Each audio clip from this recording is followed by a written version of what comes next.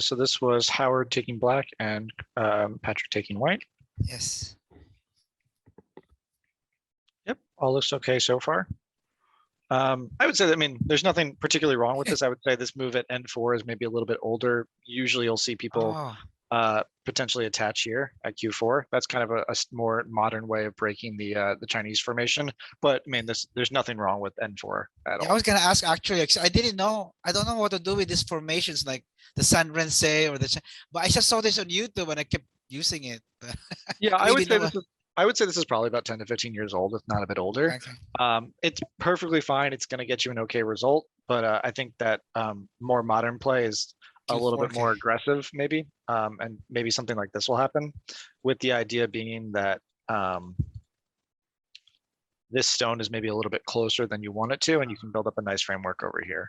And so this Okay. is considered a pretty even result for both sides. I'll look into that.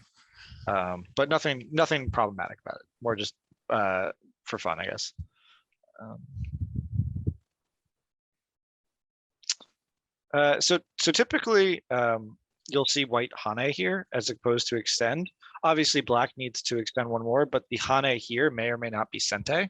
And sometimes playing extension is good. In this particular situation, because the G16 move for both sides would be quite large, it's not necessarily something that white would play away from. So you'd rather push down first Okay. if you're white, rather than extend here, black extends, play elsewhere, and then black comes up. And if you play here again, black has the option to Tanuki, whereas in this position, black really can't Tanuki, and Okay. you get to get the higher position. Does that make Okay. it? It's a little bit of a subtle difference, but this move here is more of a special case where Okay. this area over here is not that important, and it's more important to get sente. Okay, I see it on YouTube, but I never knew why people would. I knew the Hane, but I never Mhm. understood why. So now I know. Thank you. Yeah, Um, I would say this move is too close. You have four stones. Usually you do, you'll have like a two space with two stones, you'll have a three space extension, three stones, maybe a three space extension. Once you get past three stones in a line, it's hard to say how far you extend. But I would say a three space extension for four stones here is just not enough points. I mean, think about this. If black Hane is here, black has made 2, 4, 6, 8, 10, 12, 14, at least 14 points on the top of the board here, and white maybe makes 14 over here, 15. But I would much rather just play here and build up, or Hane here and just build up a much larger framework. Okay. Um, I think that this is going to be a little too small for white. I would say this move by black is maybe an odd position here. I certainly think that G16 is a huge move. I could see why you might play in this area because you want to break up the formation, but this is kind of it's not doing enough of either side. It's in the middle, so when white, no matter which direction black plays, black's not getting a good two space extension here, so it's going to be a little cramped. And so if white plays at C6, black plays at C10, and white plays at B11 to take away the I shape, black still has to jump, and there's no real good base here. If white plays here and chooses to focus on this side, black plays here, and then something like this happens where again black is a really constricted base. So I would say the C8 move is maybe a little questionable. I would probably focus more on maybe C6 with the idea of something like this going on, which allows black to get a nice extension over here and put a little bit of pressure on these white stones over here.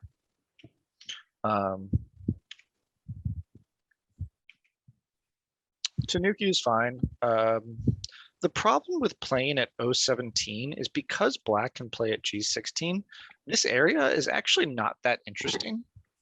There's not going to be a large territory here for either side. So imagine if this was the result, right? Just something very simple.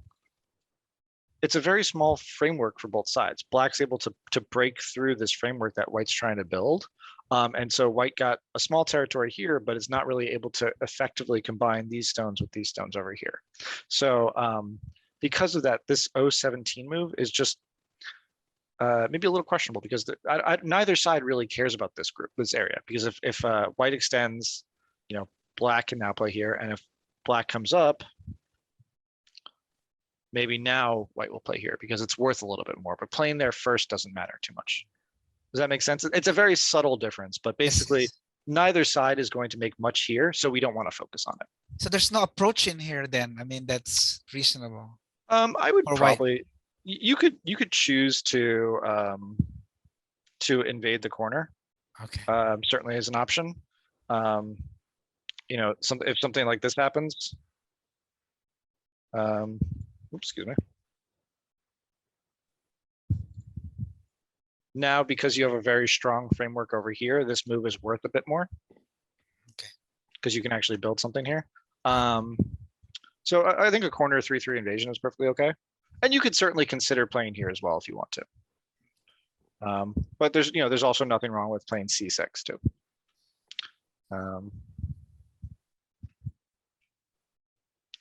So that looks like the game variation.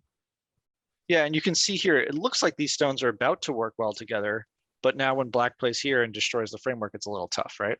Yes. Looks like black just played the center. The problem with playing these center type moves is you're not getting any territory. All you're doing is reducing. But you already have a stone. I know this isn't you, but black already has a stone at C8. So playing this extra move in the center is really not that important because, what's white to do? Let's say black just plays something like this, just tries to live. Something very simple. If black still has to be sealed in from the outside, right? But it can be very hard to seal in this group.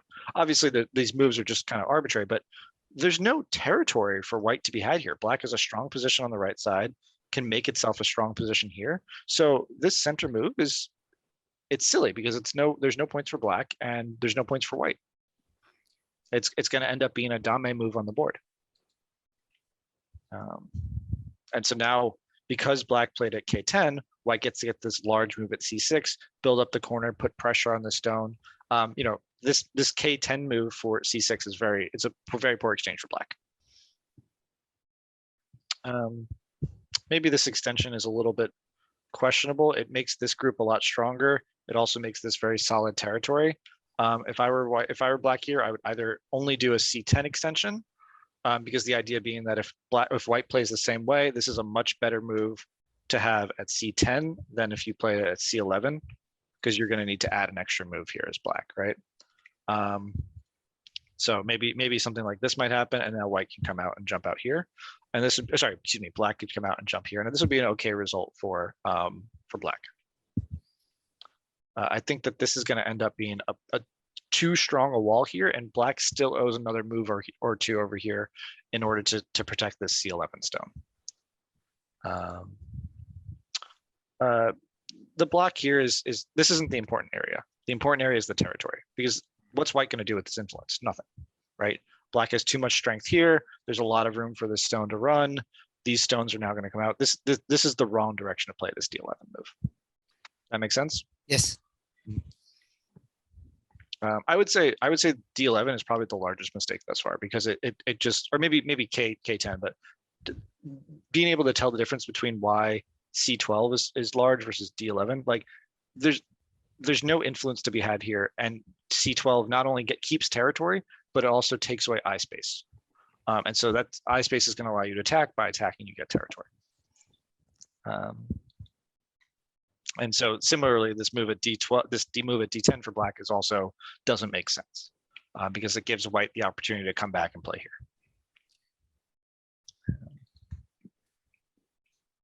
Again, focusing on the wrong side of the board right now. We're focusing all our moves in the center, but this black group, we could take away its eye space. We could force it to live small. There's no territory to be had here, because again, black could always play here. So these moves kind of don't make sense with the plan that we've built up. And again, imagine if black played here, white's going to have to answer. Now black's totally settled on the lower side. There's no attack left. There's no weakness, and white's territory here, it had mapped out this area over here, but it can only get this area over here, and that's not going to be very many points, because it's easier to get corner territory than side territory. It's easier to get side territory than center territory. So black played here. This is fine. It makes sense. Black thinks it's here. I do think there's a lot of flexibility with this stone, so I'd probably rather exchange C12 first. I think that's a really large move. If black plays here and white chooses to ignore, this is going to be quite painful for white. Black gets quite a lot of territory here, reduces white's potential in the center, and black still can escape okay. So black's move really should, white's move should really be here.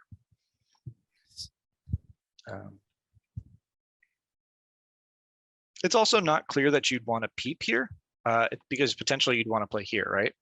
Yes. So peeping here makes this move a little bit smaller because now black can cut. Okay. Whereas if you cut here, oops, excuse me. If you play here, this stone is in a much better spot now. Because now white can play here, and so it basically takes away some of the choices that black would have it takes away white's choices later on and gives black more choices by peeping first. So I would probably hane here and then play here.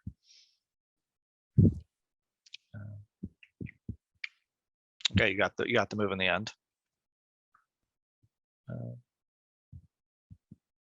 Okay.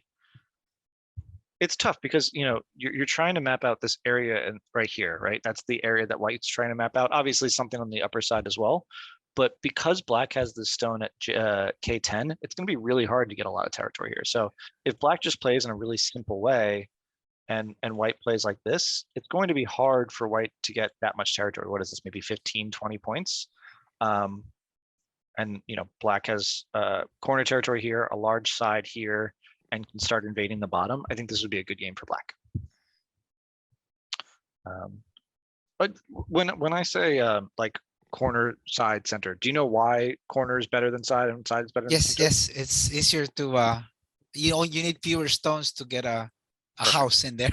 Yeah, perfect. No, that's the exact right way to phrase it. It's you can be more efficient getting corner territory than you can with side territory, and more efficient with side territory than center territory.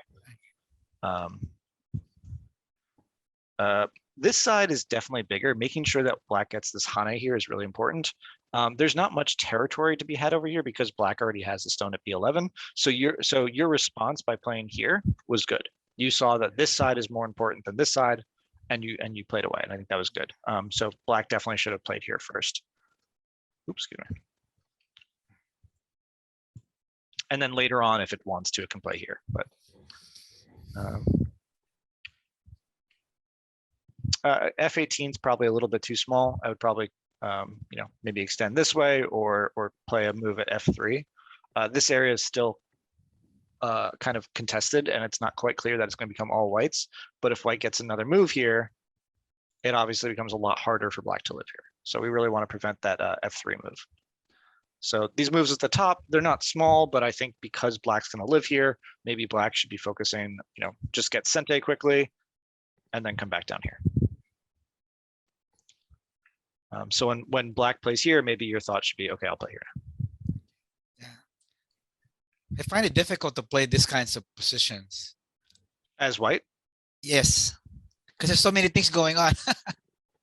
There's a lot of things going on, but what we want to be looking for here is where's the potential territory and where's the territory, right? Yeah. So because nothing in this area is really weak. All of the stones are pretty strong. Maybe you play here and white, right? So let's look at the territory. Black has maybe 10 in the upper left, maybe 15 or so in the upper right, maybe 15 to 20 in the lower right. So we can say black has maybe 45, give or take, maybe 50, maybe 55 over here. Excuse me. So I would say black is about 55 points. White has 3, 6, 9. Maybe this area is worth about 20. This area at the top is worth another 15. So white is about 35 at the top, which means that white has to get quite a lot of territory here. And this is still pretty open, right? So it's going to be hard to get all that much territory. So when we're thinking about where to focus on the board, we have to look at the what's the weakness of the groups and how open they are and how much territory we can get out of it. No matter what white does here, white will certainly get more points, but it's not going to be able to seal in as many points as by playing a move over here would.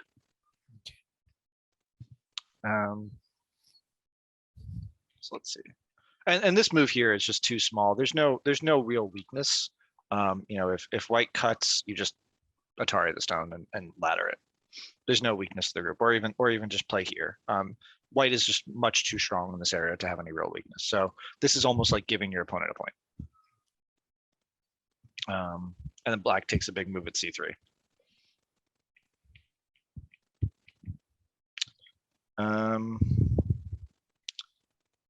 So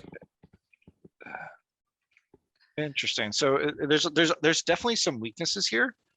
If I were white in this position, I probably would be inclined just to protect my weakness and let black live here.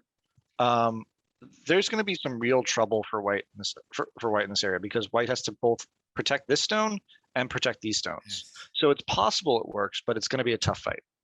Yeah. I thought I was losing, so I started playing more aggressive, attacking black. Sure. Yeah, because I feel more comfortable playing as black, because he only has to worry about that group in the middle, and he has solid points. I usually want to play like that, but in this case, I was forced into having this bad influence in there, and I was out of my comfort zone. Yeah, I mean it's a really good way of thinking, right? So if you're behind, you can't just play a normal game, right? You can't play bad moves, but you can't just let the natural flow of the game happen. You have to look at whatever weaknesses you can. So I think that's a good strategy. I just don't know if it's going to work in this particular position, right? But we'll see. I think that this weakness at e3 is pretty significant. So black played here. So black actually, so white ended up being a little bit nice here. Rather than try to fight it out and try to kill the group, white just backed off, right? And so if you want to play this way, you definitely have to play here. If this is the variation you're going to choose, you have to play here. Because black didn't have the option. Black had an option to cut here first, right? It chose to try to live here, which means that you have to, because the idea was you wanted to kill the stone, you have to continue with that. That makes sense? Yes. Now your influence hasn't really done very much, right? You've just lost the corner.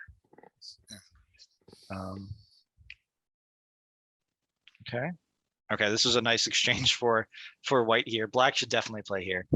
Black needs to try to kill that stone in order to keep the eye space here.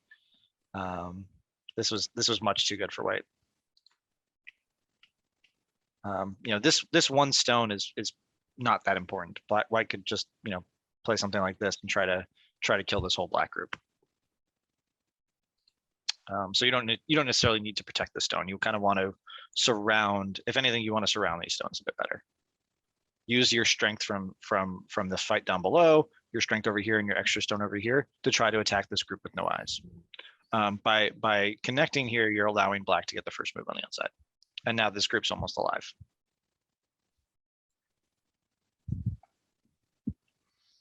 Similarly, you know, here, right? Like the thought behind this move is you want to stop black from getting into your territory here, right? But then black gets to come out, and now it's almost connected to this group over here, right? So it's hard to say that it's like, you know, a bad move. Obviously, it has purpose. It's trying to seal in territory, but I think what you should really be focusing on is disconnecting this group from this group over here.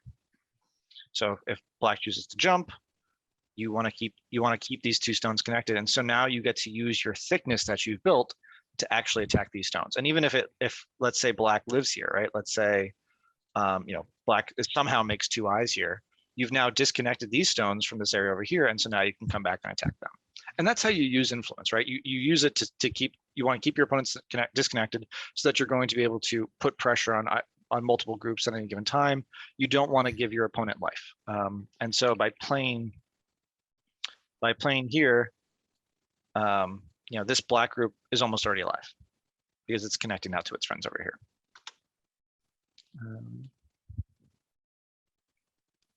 Probably the wrong direction for black. Again, black wants to be focusing on these stones over here. Allowing white to get this move is going to allow white to keep up that plan of disconnecting these groups. So this would be a good result for white. You're so strong here, you don't need to play this like h4 move, right? Well, the worst thing that black's going to do here is play something like h4 itself, and then you'll just connect underneath. Or, you know, if black plays at h3, then you'll just connect on top, and there's no weakness. You know, there's no problem here. black is totally alive, white is totally alive here, and white's going to be totally fine here. Black may live small, but that's not that big a deal.